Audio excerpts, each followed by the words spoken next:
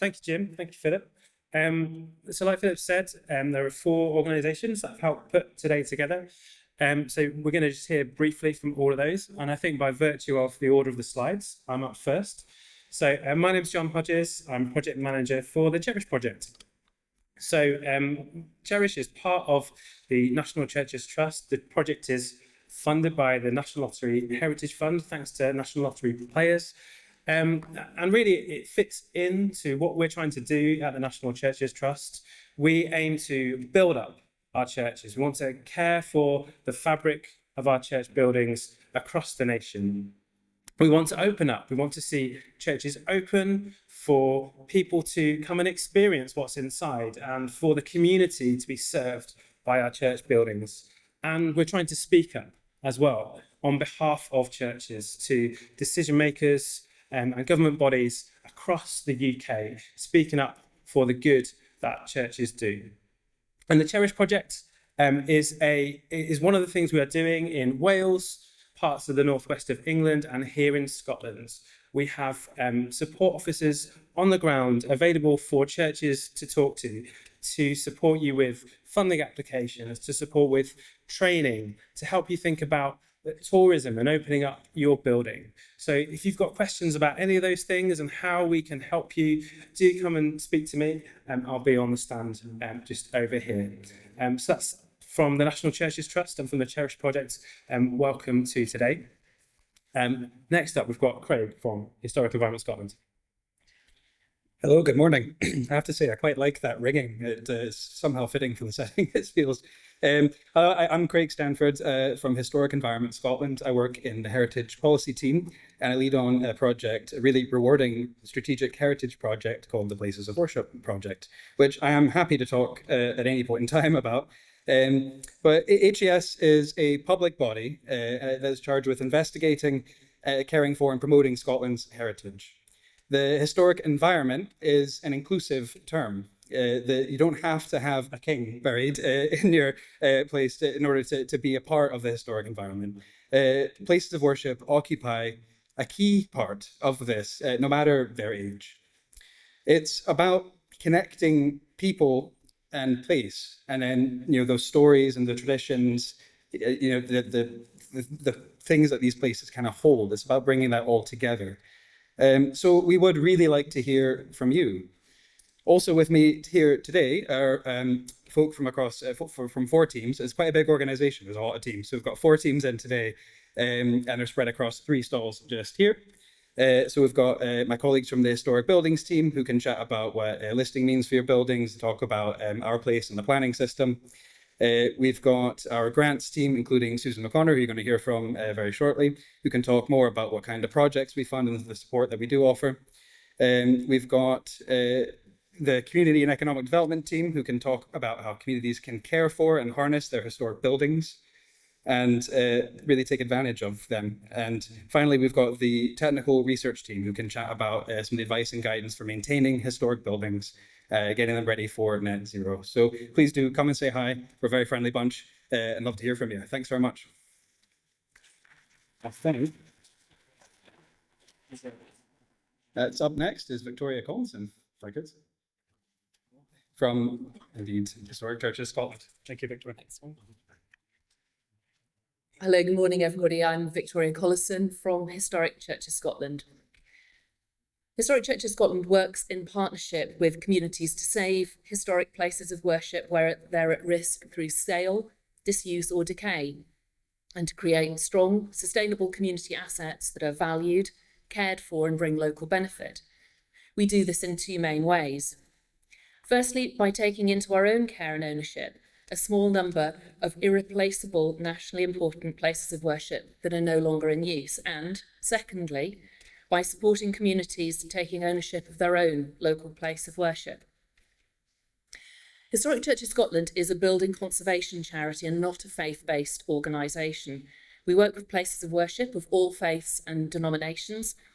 We're a small independent charity established in 1996 as the Scottish Redundant Churches Trust, and with the support of local volunteers, we currently care for 8 highly significant church buildings from Orkney in the north to Lanarkshire in the south.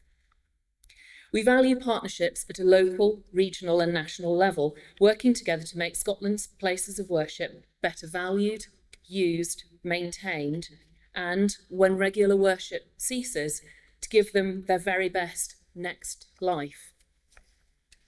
Our approach is place-based, seeing these important buildings as an integral part of their community and recognising their cultural, social, economic and environmental impact.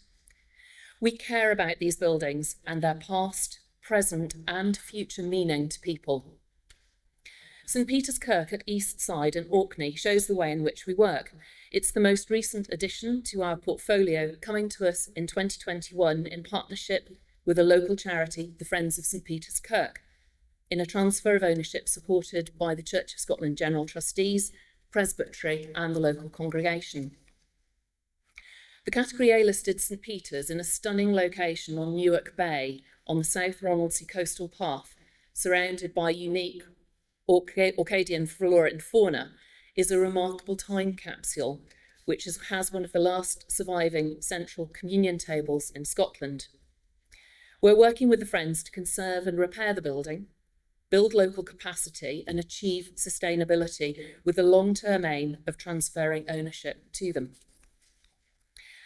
At a time of widespread church closures, a growing number of which are recognised as being of national or indeed international importance, and with unprecedented numbers of requests for help from communities, a limiting factor for Historic Churches Scotland is our own capacity, and we're working hard to grow that through new funding streams and initiatives. Thank you very much.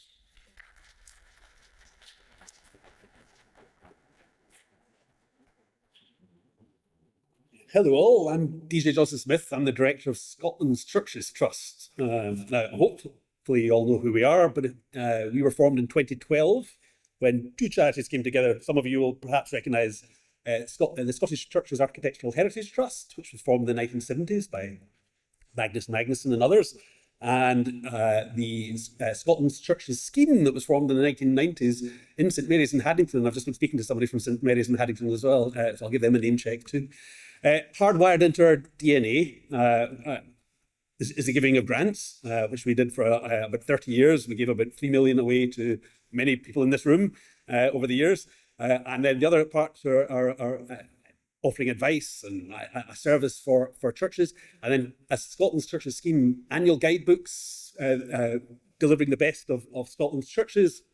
We were the first to develop a web presence through Scotland's Churches Scheme, which offers a concierge service to churches across the country. And we still operate that. We've got about 1,300 churches on our website today. And my phone rings off the hook for individuals looking for their lost pair of specs at that particular church or wanting in to view it because they think we own the church. Our main role at the moment is an advocacy service. You may have seen some of the press coverage as we look at the national problem and make sure that it's front and centre for policymakers and at local authority level and in denominations, because as we see from the building around us, the history is important. I loved your introduction, but I'll take your history lesson later. History is important. Heritage is important. It's important to mission. It's important to the building. Most important, to bring people back into the buildings. So a lot of our work is built around that to make sure that we're reconnecting these buildings to their local community using heritage. Some of our early work on pilgrim routes in Scotland has grown into the fantastic Pilgrim Routes Forum, who are here, have a stall, do speak to them. Everything we'll be doing in the next couple of years is about reconnecting our buildings. We have to look beyond crisis. We do a lot of work right now in church recording. We've got some wonderful volunteers around the country who've been recording closing churches to make sure there's a national record, because we all grow too familiar with our churches. We don't often recognise the value of the cultural contents that are in them. So my predecessor and our chair developed a very rapid church recording scheme, which we grew last year with the support of Historic Environment Scotland. And we've now recorded about 50 churches across the country, all of which will go in the Historic Environment Scotland archive once the records are ready, so that future generations know what took place in these buildings, because that's vital. If we're looking past the crisis, people have to begin to recognise the cultural inheritance in each of these special places. So we're hoping to have some big plans next year, which will look beyond the crisis. We do a lot of mitigation. We do a lot of connecting communities who are looking to the future of their church. We can't hope that the 400 or more churches that will close in the next couple of years will all pass into community hands. Our trust hopes a great deal of them will. So we'll do everything we can over the next couple of years to empower those communities, working with our amazing colleagues elsewhere who are all determined to see a community transition and the continuation of places of worship as places of faith. We hope to have some big plans to announce in the new year about a big celebration of churches, because we have to get past this crisis. All too often we feel like we're in a crisis when it comes to Scotland's churches. It is incredibly bad. It's probably not been this much turmoil since 1843, but we have to look past that. I've already had some amazing conversations this morning. Our stall's just here. There's a few of our trustees are here as well. You'll see them, their name badges, buttonhole them as well. We want to have lots of conversations before we finish today.